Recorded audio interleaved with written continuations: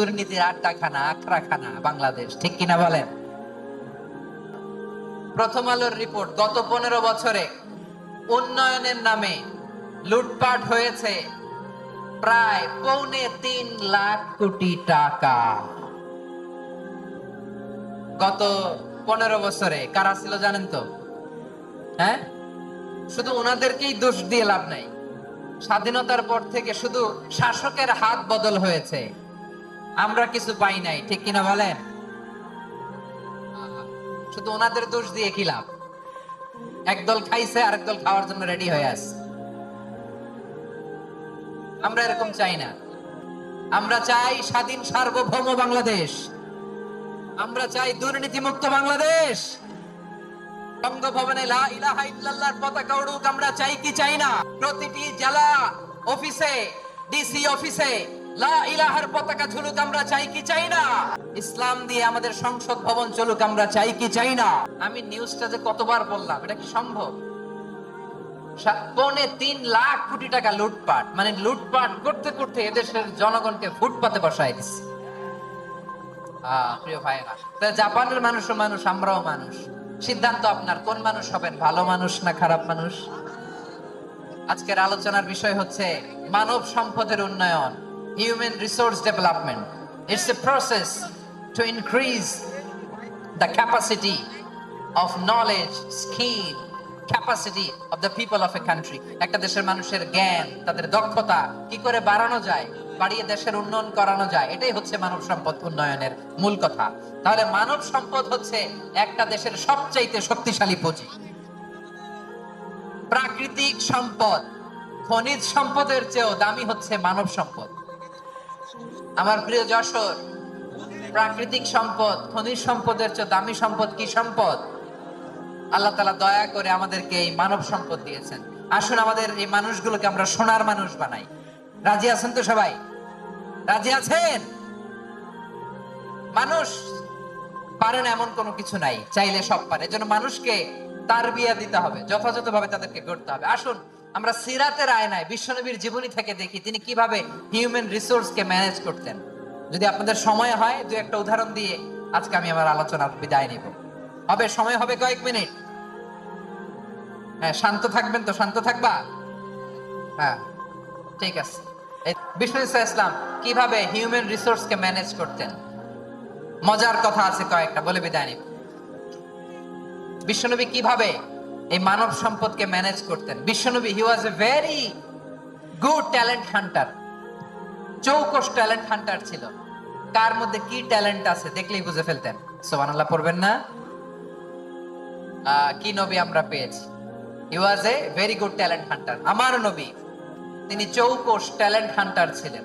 কার মধ্যে কি প্রতিভা বের করতেন, ওই প্রতিভাকে ইসলামের কল্যাণে কাজে লাগাতেন। সুবহানাল্লাহ বলেন। যাকে যেই জায়গায় সেট করলে ভালো হবে তাকে ওই জায়গায় সেট করতেন। কয়েকজন সাহাবীর জীবনী শোনাই। আবু মাহজুরা রাদিয়াল্লাহু তাআলা আনহু, মক্কার মুয়াজ্জিন, আগে ছিল মুশরিক, পরে হয়েছে মুমিন। উনি কিভাবে মুমিন হইলেন এই ঘটনাটা একটু আপনাদের শোনাতে চাই। তো আপনাদের তো সময় নাই হাতে, সময় আছে? এই জেনজি শেষ করে দিল আজকের প্রোগ্রামটা। 1 ঘন্টা ধাক্কা ধাক্কি করে কেমনে দাঁড়ায় আছে আমি বুঝলাম না।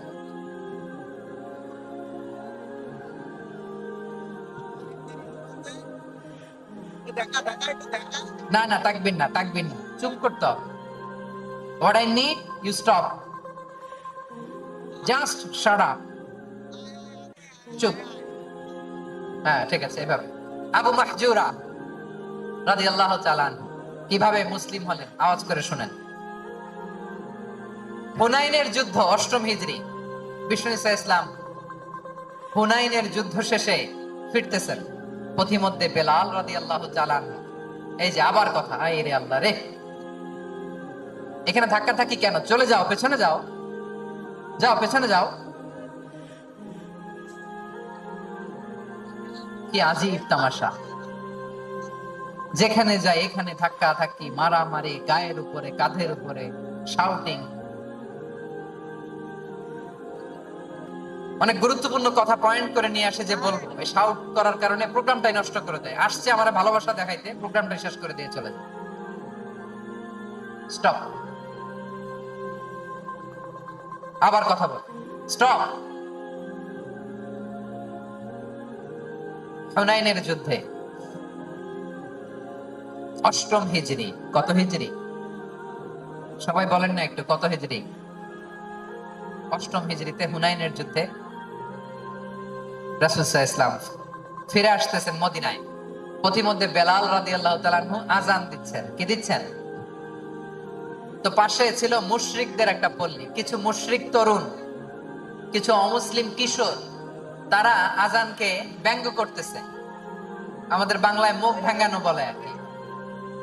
বেলাল রাদিয়াল্লাহু তাআলা আনহু আযান দিচ্ছেন, ওই বাচ্চাগুলো মুশরিক, তো ওরা আযানকে ব্যঙ্গ করতেছে, বিকৃতি করে ওরাও আযান দিচ্ছে। উদ্দেশ্য হচ্ছে আযানকে নিয়ে ঠাট্টা করা। উদ্দেশ্য কি? ঠাট্টা করা। ব্যাপারটা মনে কষ্ট পাওয়ার মতো ব্যাপার না? কিন্তু বিশ্বনবী ওইখানে দেখেন কি খুঁজলেন। বিশ্বনবী খেয়াল করলেন অমুসলিম কিশোরদের মধ্যে থেকে একটা কিশোরের গলাটা বড় দরাজ গলা, কণ্ঠটা বড় সুন্দর।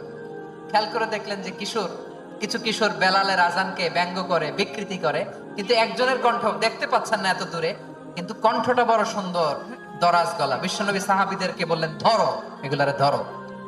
সবগুলারে ধরে বিশ্বনবীর সামনে আনা হলো। ওরা হাঁটু গেড়ে বসলো।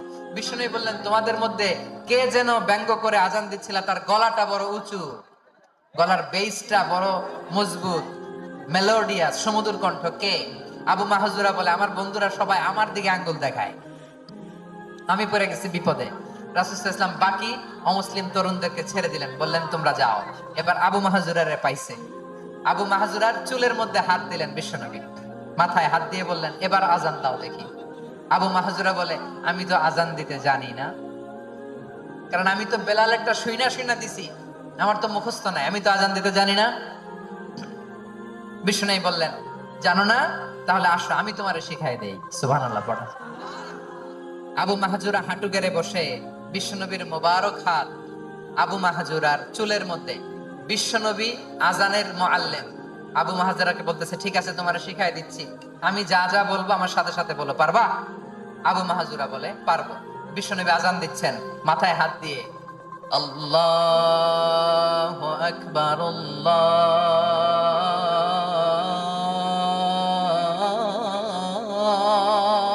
আকবার। আবু মাহজুরা এই বাক্যটা পড়লেন। বিশ্বনবী দ্বিতীয় বাক্য পড়তে আরম্ভ করলেন, আল্লাহু আকবার, আল্লাহু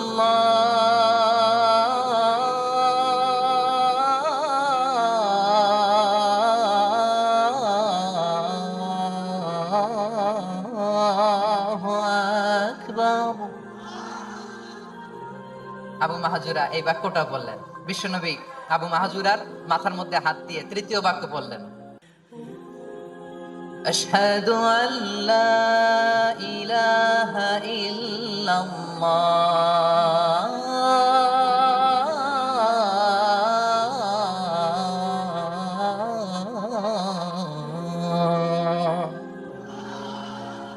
আবু মাহজুরা তৃতীয় বাক্য বললেন। বিশ্বনবী একটা বাক্য পরে আবু মাহজুরা পরে, বিশ্বনবী পরে আবু মাহজুরা পরে। আবু মাহজুরা কিন্তু অমুসলিম, মুশরিক। আবু মাহজুরা বলে, এক একটা বাক্য পড়ি আমার কলিজাটা গলে ঠান্ডা হয়ে যায়। এতদিন মুহাম্মদকে গালি দিতাম, এখন মুহাম্মদ আমার মাথায় যখন হাত রাখছে আমার সারা শরীর ঠান্ডা হয়ে গেছে। বিশ্বনবী আযান শিখাচ্ছেন, একটা একটা বাক্য পড়ে আবু মাহজুরাও পড়ে, বিশ্বনবী পড়ে আবু মাহজুরাও পড়ে। পুরো বাক্যগুলো যখন শেষ, আযান শেষ, আবু মাহজুরাও যখন পুরো আযান পড়লেন, আবু মাহজুরা বললেন, এতদিন মুহাম্মদের চেহারা দেখলে আমার ঘৃণা লাগতো, আজ থেকে মুহাম্মদের চেহারার চেয়ে প্রিয় চেহারা আমার কাছে নাই। আবু মাহজুরা বললেন, ও মুহাম্মদ, আযানের বাক্য তো আপনি আমারে শেখালেন, এখানেই শেষ করবেন না, আপনি আমারে পড়ায় দেন, লা ইলাহা ইল্লাল্লাহ মুহাম্মাদুর রাসূলুল্লাহ সাল্লাল্লাহু আলাইহি ওয়াসাল্লাম। বিশ্বনবীর সাথে দাঁড়িয়ে উনি শাহাদা পড়ে মুসলমান হয়ে গেলেন। এবার আবু মাহজুরা বলে, ইয়া রাসূলুল্লাহ, ইয়া হাবিবাল্লাহ, আমি মুমিন হয়েছি, মুসলমান হয়েছি, আপনার কাছ থেকে আযান শিখার সৌভাগ্য আমি লাভ করেছি গো নবী। আমার কণ্ঠের বড় তারিফ করেছেন আপনি, আমার আযানকে আপনি পছন্দ করেছেন। একটা জিনিস আপনার কাছে চাই, আপনি আমাকে মক্কার মসজিদুল হারামের মুয়াজ্জিন হিসেবে অ্যাপয়েন্ট করে দেন। বিষ্ণু ঈসা ইসলাম বললেন, যাও আবু মাহজুরা, আমি তোমাকে পৃথিবীর শ্রেষ্ঠতম মসজিদ মক্কার মসজিদুল হারামের মুয়াজ্জিন হিসেবে অ্যাপয়েন্ট করে দিলাম। দেখছেন কিভাবে ট্যালেন্ট হান্টিং করতে হয়, কিভাবে হিউম্যান রিসোর্স মানব সম্পদকে ব্যবহার করতে হয়। আসছিল আজানকে ভেঙাইতে, আসছিল কেন? আজানকে ব্যঙ্গ করার জন্য, বিকৃত করার জন্য। আজানকে বিকৃত করতে যে ইসলামের সবচেয়ে শ্রেষ্ঠ মসজিদের মুয়াজ্জিন হয়ে গেল। পড়েন সুবহানাল্লাহ। হযরত আবু মাহজুরা রাদিয়াল্লাহু তাআলা আনহু ওনার এই সুললিত কণ্ঠ ব্যবহার করে মসজিদুল হারামে এত সুন্দর করে আল্লাহু আকবার বলে আজান দিতেন, মানুষগুলোর, মুসল্লিগুলোর, মক্কাবাসীর হৃদয়কে তিনি বিগলিত করে দিতেন। মানুষের হৃদয়কে ঠান্ডা হয়ে যেত। শুধু এখানেই শেষ না আমার যশোরের ভাইয়েরা। বিশ্বনবী যখন সাইয়েদনা আবু মাহজুরা রাদিয়াল্লাহু তাআলা আনহুকে আযান শেখাচ্ছিলেন, বলেন তো বিশ্বনবীর হাতটা কোথায় ছিল? আবু মাহজুরার মাথার সামনে, এই চুলের উপরে ছিল। আবু মাহজুরা ওই স্মৃতিটাকে ধারণ করবার জন্য, ওই স্মৃতিকে বহন করার জন্য বিশ্বনবীর মোবারক হাত আবু মাহজুরার কপালের চুলের যেই জায়গায় লেগেছে, মৃত্যুর আগের দিন পর্যন্ত আবু মাহজুরা মাথার ওই চুলে কোনোদিন ছুরি আর কামার লাগায় না, সেখানে কেচি লাগায় নাই, চুলের মধ্যে খুর লাগায় নাই। আবু মাহজুরা ডান দিকের চুল কাটতো, বাম দিকের চুল কাটতো, পেছনের চুল কাটতো, সামনের চুল কাটতো না। আবু মাহজুরা রাদিয়াল্লাহু তাআলা আনহুর সামনের চুলগুলো বড় হতে হতে যখন এত বড় হয়ে যায়, তিনি চুলগুলো পেঁচিয়ে মাথার মধ্যে রাখতেন। তারপরে তিনি পাগড়ি পরতেন। সবাই জিজ্ঞেস করতো, আবু মাহজুরা এটা আবার কেমন স্টাইল? দেখতে তোমার কি বিদঘুটে লাগে? কেমন অড লাগে? কেমন খারাপ দেখা যায়? মক্কায় এমন কোন মানুষ তো দেখি নাই, ডানে চুল কাটে, বায়ে চুল কাটে, পেছনে চুল কাটে, সামনে কাটে না। ওরে আবু মাহজুরা কেমন দেখা যায় তোমারে? তুমি সামনের চুল কাটো না কেন? আবু মাহজুরা বলে, আমি হাঁটু গেড়ে পেয়ারা নবীর সামনে বসেছিলাম, আমার এই মাথার চুলের মধ্যে মুবারক হাত লাগিয়ে বিশ্বনবী নিজে আমাকে আজানের প্রতিটা বাক্য শিক্ষা দিয়েছেন। বিশ্বনবীর মোবারক হাত, পবিত্র হাত আমার মাথার চুলের যে জায়গায় লেগেছে, আমি চাই ওই চুলগুলা নিয়ে আমি আমার কবরের ভিতরে যাব। সাইয়েদনা আবু মাহজুরা রাদিয়াল্লাহু তাআলা আনহু ইন্তেকালের আগের পর্যন্ত মাথার সামনের চুলগুলা কাটে নাই। মাথার সামনের চুল তিনি কাটেন নাই। সুবহানাল্লাহ বিহামদি। কেমন ভালোবাসতেন বিশ্বনবী সাহাবীদেরকে, সাহাবারা কেমন ভালোবাসতেন বিশ্বনবীকে। সামনের চুলগুলো বড় হতে হতে এত বড় ছিল, পেঁচিয়ে রেখে পাগড়ি পরতেন, কাটতেন না। নবীর হাত লেগেছিল। সুবহানাল্লাহ পড়েন। তাহলে what is the lesson? Moral of the story কি? মোরাল অফ দ্য স্টোরি হচ্ছে, আসছিল আজানকে ব্যঙ্গ করার জন্য, বিকৃত করার জন্য, হয়ে গেল মসজিদুল হারামের মুয়াজ্জিন। দেখেন বিশ্বনবী একটা খারাপ সিচুয়েশনের মধ্যে থেকে কি ভালো জিনিস বের করে আনলেন। আমি যে শুরুতে বলেছি কিভাবে তিনি হিউম্যান রিসোর্সকে ডেভেলপ করেছেন, ম্যানেজ করেছেন। তিনি যে চৌকস ট্যালেন্ট হান্টার ছিল, দেখেন সবার মধ্যে থেকে এরে বাছাই করে মুয়াজ্জিন বানাই দিয়েছেন। সুবহানাল্লাহ পড়েন। তার মানে এই না সবাইরে ধরে ধরে উনি মুয়াজ্জিন বানাইছেন। যার যেই ট্যালেন্ট আছে তাকে ওই কাজে অ্যাসাইন করেছেন। যার যেই প্রতিভা আছে তার প্রতিভাকে ইসলামের কাজে লাগিয়েছেন। সুবহানাল্লাহ পড়েন। যায়েদ বিন সাবিত রাদিয়াল্লাহু তাআলা আনহু নাম শুনেছেন? যশোর কথা বেরোয় না। যদি জায়গায় সালমান খানের নাম শুনছেন, সবাই হাত তুলবে, জি হুজুর শুনছি, মানে সব দেখা শেষ। সালমান খান, আমির খান, অমুক খান, সব খান মুখস্থ, কিন্তু যায়েদ বিন সাবিতের নাম মুখস্থ নাই মুসলমানদের। যেই সাহাবী মাথার সামনের চুল কাটে নাই, মসজিদুল হারামের মুয়াজ্জিন বানাইছেন বিশ্বনবী, সাহাবীর নাম কি? খায়া ফেলাইছে, স্লোগানের সাথে খায়া ফেলাইছে। আবু মাহজুরা। কি নাম? আবু মাহজুরা আল জুমাহি রাদিয়াল্লাহু তাআলা। এই নামটা আজকে নিয়ে যাইতে হবে যশোর। আবু মাহজুরা রাদিয়াল্লাহু তাআলা আনহু। 2 নম্বরে বলছিলাম যায়েদ বিন সাবিত রাদিয়াল্লাহু তাআলা আনহু। বিশ্বনবী দেখলেন মদিনার এই আনসারী সাহাবী হাইলি ট্যালেন্টেড, ইন্টেলেকচুয়াল, মেরিটোরিয়াস, জ্ঞানের প্রতি তার আকর্ষণ, মারাত্মক আকর্ষণ। বিশ্বনবী তাকে দায়িত্ব দিলেন, কোরআন যা নাজিল হয় তুমি লিখো, কাতিবুল ওহী বানায় দিলেন। সুবহানাল্লাহ। যায়েদ বিন সাবিতরে আবার আযান শিখান নাই, কারণ তার মধ্যে বিশ্বনবী প্রতিভা দেখেছেন, একাডেমিক প্রতিভা। বিশ্বনবীর একাডেমিক প্রজেক্ট গুলো তিনি হ্যান্ডেল করতেন। যায়েদ বিন সাবিত ছিল বিশ্বনবীর ব্যক্তিগত সচিব। কি ছিল? ব্যক্তিগত সচিব। বোঝেন নাই? বিশ্বনবীর ব্যক্তিগত সচিব এবং দোভাষী। ইহুদিরা কিছু লিখে দিলে এটার অর্থ বিশ্বনবীরে বোঝায় দিতেন, আবার ইহুদিদের কাছে কিছু লিখতে হলে তিনি লিখে দিতেন। বিশ্বনবী একদিন বললেন, ইন্নী ওয়াল্লাহি মা আমানু ইয়াহুদা আলা কিতাব। ইহুদিরা যে চিঠি পাঠায় অর্থ তো বুঝি না, আরেক ইহুদি আইনে অর্থ করা লাগে। আবার ইহুদিদের কাছে কিছু লিখে পাঠাইতে চাইলে আমরা তো লিখতে পারি না, ইহুদিরে দিয়ে লেখা লাগে। ওরা যে পয়রা শোনায় লিখে দেয়, আমি ওদের বিশ্বাস করি না। আমার নিজের একজন লোক দরকার। বিশ্বনবী এই যায়েদ বিন সাবিতকে চুজ করলেন ল্যাঙ্গুয়েজের জন্য। উনি বললেন, যায়েদ, তোমার সফট স্কিলকে ডেভেলপ করতে হবে, তুমি হিব্রু ল্যাঙ্গুয়েজ শিখে ফেলো। যায়েদ বিন সাবিত বলল, বিশ্বনবীর মোটিভেশন আর ইন্সপিরেশন পেয়ে আমি 15 দিনে ইহুদিদের এই হিব্রু ল্যাঙ্গুয়েজ শিখে ফেললাম। শুধু শিখে ফেললাম না, হাত্তা হাদিয়াতু, even I became master in the language. এই ভাষা আমি পারদর্শী হয়ে গেলাম। এরপরে ইহুদিরা চিঠি লিখে পাঠালে আর কোনো ইহুদি ডাকা লাগতো না, আমি নবীর এটার অর্থ শুনে পরে বুঝায় দিতাম। আবার ইহুদিদের কাছে চিঠি লেখা লাগলে আমি যায়েদ বিন সাবিত চিঠি লিখে দিতাম। সুবহানাল্লাহ। দেখেন, এত সাহাবীর মধ্য থেকে বিশ্বনবীর একাডেমিক প্রজেক্ট, ব্যক্তিগত সচিব, দোভাষী হিসেবে তিনি যায়েদ বিন সাবিতের মতো তরুণকে নির্বাচিত করেছেন। কেমন ট্যালেন্ট হান্টার ছিল আমার নবী। সুবহানাল্লাহ পড়বেন না? বিশ্বনবীর ইন্তেকালের পরে সাইয়েদনা আবু বকর রাদিয়াল্লাহু তাআলা আনহু যখন খলিফা হয়ে আসলেন, কোরআনকে সংকলনের দায়িত্ব দেয়া লাগবে, কোন সাহাবীকে দিবেন? সব সাহাবারা মিলে পরামর্শ করলেন। সাইয়েদনা আবু বকর, ওমর সবাই মিলে বিশাল কোরআন সংকলনের গুরু দায়িত্ব বিশ্বনবীর ব্যক্তিগত সচিব, বিশ্বনবীর দোভাষী, বিশ্বনবীর সিলেক্ট করাই লোক যায়েদ ইবনে সাবিত রাদিয়াল্লাহু তাআলা আনহুকে দিয়েছে। কোরআনের কবি তো আজকে এখানে রাখে নাই। এই যে আজকের যে কোরআন পড়েন, এটা আগে এরকম ছিল না। কোরআন নাজিল হলে সাহাবারা চামড়ার, ওটের চামড়ায় লিখে ফেলতো, ওটের চ্যাপ্টা হাড্ডির মধ্যে লিখে ফেলতো, গাছের গুড়ির মধ্যে লিখে ফেলতো, বিভিন্ন জনের কাছে ছড়ানো ছিটানো ছিল। আবু বকর রাদিয়াল্লাহু তাআলা আনহু একসাথে করলেন, পরবর্তীতে উসমান রাদিয়াল্লাহু তাআলা আনহু একসাথে করলেন। 114 সূরার এখন এই মুসহাফ, এই কম্পাইলেশন, এই কপি আমরা পেয়েছি, যার হিউজ কন্ট্রিবিউশন ছিল।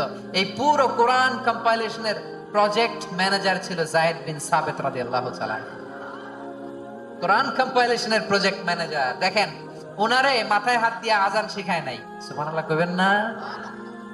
তাহলে প্রথম সাহাবী আবু মাহজুরাকে মুয়াজ্জিন বানাইলেন, যায়েদ বিন সাবিতকে ব্যক্তিগত সচিব আর দোভাষী বানালেন, মুসআব ইবনে উমাইর রাদিয়াল্লাহু তাআলা আনহুকে ইসলামের প্রথম অ্যাম্বাসেডর বানালেন। তাহলে তৃতীয় নাম্বার একজন সাহাবীর নাম বলছি, মুসআব ইবনে উমাইর। মুসআব কি নাম? নামটা কেমন লাগে? এই কয়েকজনের ভাল লাগে, বাকিদের ভাল লাগে না? ভাল লাগে? এই এই আর কয়েকটা মিনিট দেওয়া যাবে না আমাকে আল্লাহর রাস্তে? হ্যাঁ, ঠিক আছে। আমি তোমাদেরকে ভালোবাসা দেখাবো, দোয়া করবো, যদি চুপ থাকো, একেবারে চুপ, কষ্ট সহ্য করো, বাকিরা যা সওয়াব পাবে তোমরা ডবল পাবা, যেহেতু কষ্ট বেশি, কিন্তু চুপ। 3 নাম্বার সাহাবীর নাম মুসআব। এই ধাক্কাধাক্কি কেন? ধাক্কাধাক্কি কেন রে ভাই? না না না, এরকম হইলে আসবো না যশোর, আমি আর আসবো না। হয় পিছনে চলে যাও, নাহলে চুপ, ধাক্কাধাক্কি নেই। 3 নাম্বার সাহাবীর নাম মুসআব। কি নাম? He was the first ambassador in Islam. ইসলামের প্রথম ডিপ্লোম্যাট, প্রথম কূটনৈতিক, ইসলামের প্রথম কূটনৈতিক, ইসলামের প্রথম ডিপ্লোম্যাট, প্রথম অ্যাম্বাসেডর মুসআব ইবনে উমাইর। মক্কার তরুণ যুবক, উনি পারফিউম লাগাইলে মানুষ দেখলেই বুঝতো এটা মুসআব লাগাইছে। এমন ড্যাশিং ফেসের ছিল, এমন স্মার্ট ড্যাশিং ফেস, এমন পার্সোনালিটির মানুষ ছিল। মুসআব রাদিয়াল্লাহু তাআলা আনহু। কারণ যিনি ইসলামের স্পোকম্যান হবেন, মুখপাত্র হবেন, তার স্মার্ট হওয়ার দরকার আছে না নেই? আকাবার প্রথম শপথ যখন হলো, তাদের সাথে বিষ্ণু ঈসা ইসলাম মদিনাতে একজন মুখপাত্র পাঠালেন, ডিপ্লোম্যাটকে পাঠালেন, অ্যাম্বাসেডর অফ ইসলাম। তিনি হচ্ছেন মুসআব ইবনে উমাইর। পড়েন সুবহানাল্লাহ। বিশ্বনবী দেখলেন সে অনেক স্মার্ট, তার ডেডিকেশন আছে, সিনসিয়ারিটি আছে, এবং মদিনায় যে আউস খাজরাজ গোত্রের নেতাদের সাথে ডিল করতে হবে, ইহুদিদের সাথে ডিল করতে হবে, ওখানে একজন পাক্কা জানু খেলোয়াড়ের দরকার আছে না নাই? মুসআব ইবনে উমাইর রাদিয়াল্লাহু তাআলা আনহু, ওনাকে বিষ্ণু ঈসা ইসলাম চুজ করলেন। এবং বিষ্ণু ঈসা ইসলামের এই চুজিংটা, এই সিলেকশনটা এত সুন্দর ছিল, তিনি মদিনাতে যে বিশ্বনবী আসার আগেই মদিনার জমিনকে তিনি উর্বর করে ফেলছেন। প্রতিটা ঘরে ঘরে কালিমার দাওয়াত তিনি পৌঁছায় দিয়েছেন। জুমার বিধান নাজিল হয়েছে, কিন্তু মক্কায় পরিবেশ নাই জুমা পালনের। বিষ্ণু ঈসা ইসলাম একজনকে দিয়ে খবর পাঠালেন, যাও মদিনায় মুসাবকে যে বলো, মুসাব তো আমার শিক্ষক, আমার স্পোকম্যান, মদিনাতে যেন তারা জুমা কায়েম করে। বিশ্বনবীর আগেই মুসাব মদিনার মুসলিমদেরকে নিয়ে মদিনায় প্রথম জুমা কায়েম করে ফেলছে। কোন সুবহানাল্লাহ। ডিপ্লোম্যাটদের কেমন হইতে হয়, অ্যাম্বাসেডরের কেমন হইতে হয়, মুসআব রাদিয়াল্লাহু তাআলা আনহুর কাছ থেকে শিখে নাও। মুসআব নামটা কেমন লাগে? যশোর যাদের সন্তান হবে, ছেলে সন্তান, আমার রাস্তায় পাইলে সবাই জিজ্ঞেস করে, হুজুর একটা নাম দেন, আমার ছেলে হবে। যশোরবাসীর জন্য আমি একটা নাম দিয়ে দিলাম, নাম রাখতে হবে মুসআব। কি নাম? নামটা যাদের ভাল লাগে, ছেলে সন্তান অনাগত আসবে, মনে চাইলে নাম রেখে দিবেন মুসআব রাদিয়াল্লাহু তাআলা আনহুর নামে মুসআব। তাহলে মুসআব রাদিয়াল্লাহু তাআলা আনহুকে বিশ্বনবী ল্যাঙ্গুয়েজ শিখান নাই, সফট স্কিল শিখান নাই। যায়েদ রাদিয়াল্লাহু তিনি হিব্রু ল্যাঙ্গুয়েজ শিখেছেন, সুরিয়ানি শিখেছেন, কিন্তু মুসআবকে তিনি বানিয়েছেন the spokesman of Islam, the first diplomat, the ambassador of Islam. সুবহানাল্লাহ পড়বেন না? আব্দুল্লাহ ইবনে আব্বাস রাদিয়াল্লাহু তাআলা আনহু বিশ্বনবীর কাজিন, চাচাতো ভাই। আবার মাইমুনা রাদিয়াল্লাহু তাআলা আনহু, মাইমুনা নবীর স্ত্রী, তিনি ছিলেন আব্দুল্লাহর আপন খালা। তো নবীর বউ যদি উনার খালা হয়, নবী তার কি? বুঝে নাই, নবী তার কি? খালু। তাহলে সম্পর্ক অনেক গভীর, কাজিন আবার খালু। ছোট্ট মানুষ, তাই রাতে মাঝে মাঝে ঘরে থাকতো। বিশ্বনবী দেখলেন আব্দুল্লাহ যেহেতু আমার ঘরে ঢুকতে পারে, আব্দুল্লাহরে এই উম্মতের বড় শিক্ষাবিদ বানাইতে হবে। কথা বোঝে নাই? আব্দুল্লাহকে কি বানাইতে হবে? শিক্ষাবিদ, এডুকেটর অফ দিস উম্মাহ, এই উম্মাহর শিক্ষাবিদ বানাইতে হবে। তাই আব্দুল্লাহ ইবনে আব্বাসকে বিশ্বনবী হাতে কলমে শিক্ষা দিয়েছেন। আহারে, আর এরপরে যে কি ভাষা আসবে তোমাদের জন্য আমার মুখ থেকে আমি নিজেও জানি না, আমি নিজেও জানি না। 1 ঘন্টা যাবত ধাক্কা ধাক্কি মারামারি। তো আসতে বলছে কে তোমাকে? পেছনে চলে যাও, জায়গা না পেলে। পুরো প্রোগ্রামটাই নষ্ট করে দিন।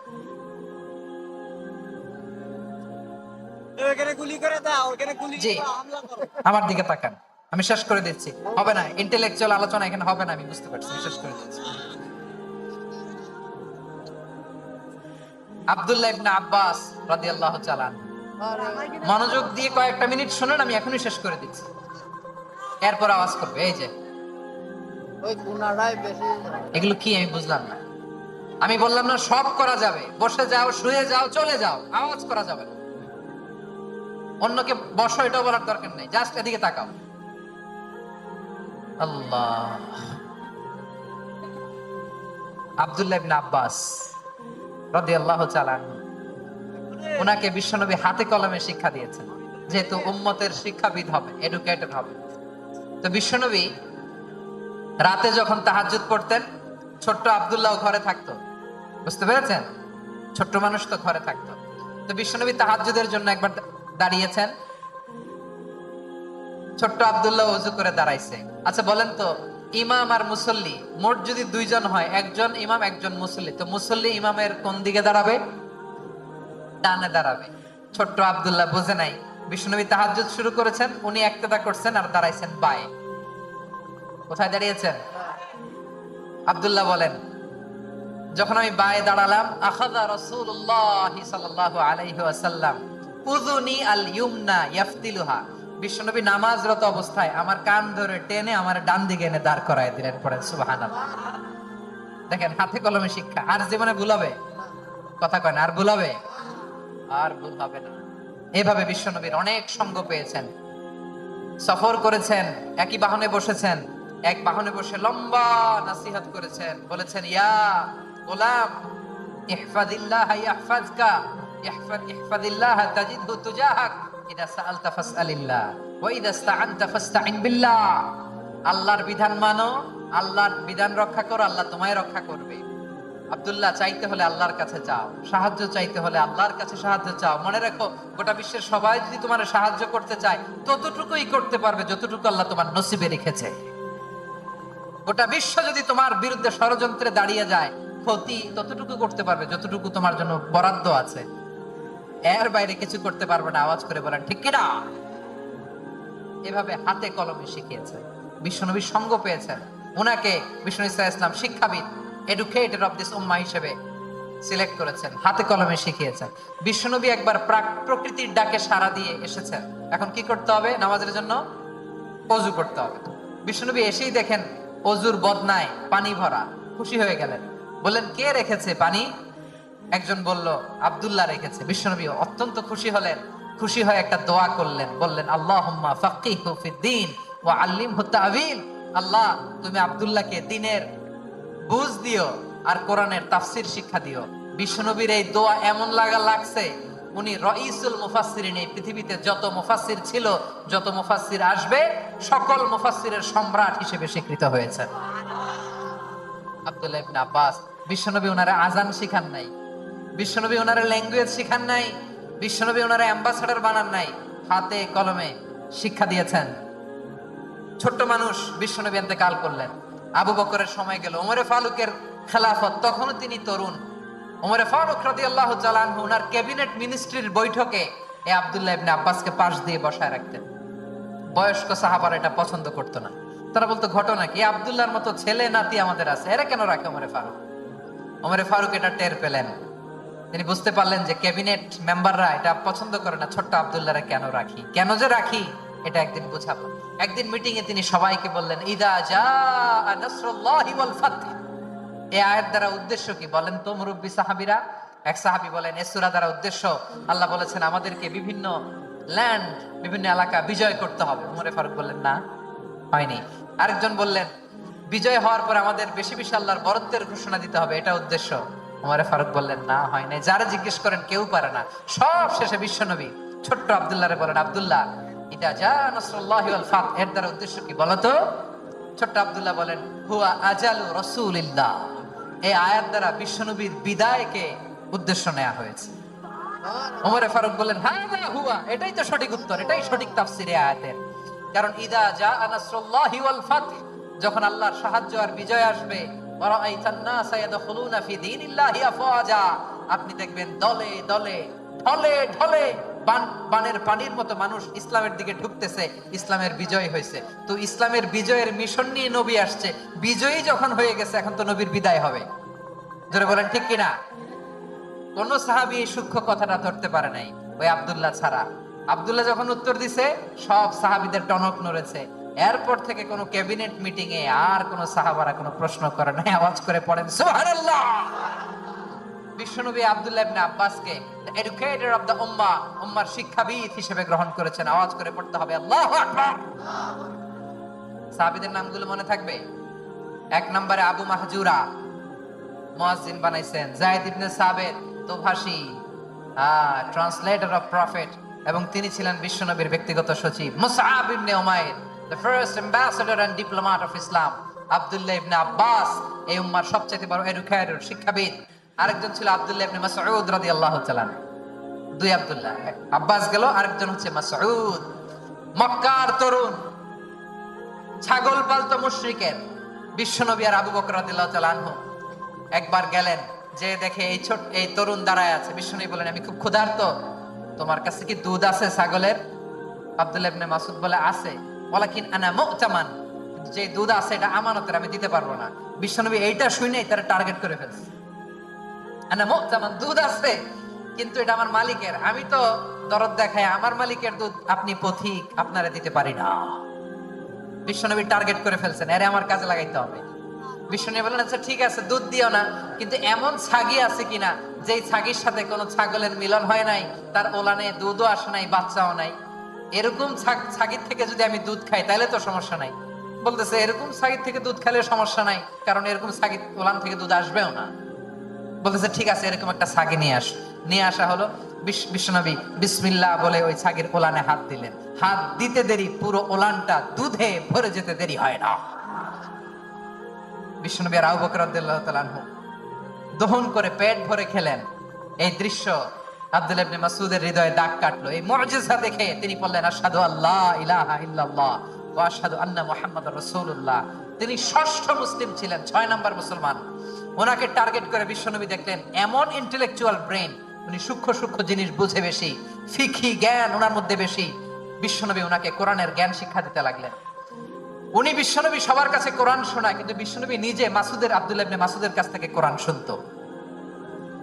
বিশ্বনবী একবার বললেন ইকরা আলাইয়া ইয়া মাসউদ। ইবনে মাসউদ একবার শোনাও তো কোরআন দেখি। আব্দুল্লাহ ইবনে মাসউদ বলে আকরাউ আলাইকা ওয়া আলাইকা উনজিল। নবী আপনার উপর কোরআন নাজিল হয় আর আমি আপনার সামনে কোরআন পড়ব। বিশ্বনবী বললেন ইন্নী উহিব্বু আন আসমাআহু মিন গায়রি। আমি নিজে পড়তে যেমনি ভালোবাসি, অন্যে পড়ুক আমি শুনবো, এটাও আমি ভালোবাসি। সূরা নিসা তিনি তেলাওয়াত করে শুনিয়েছেন।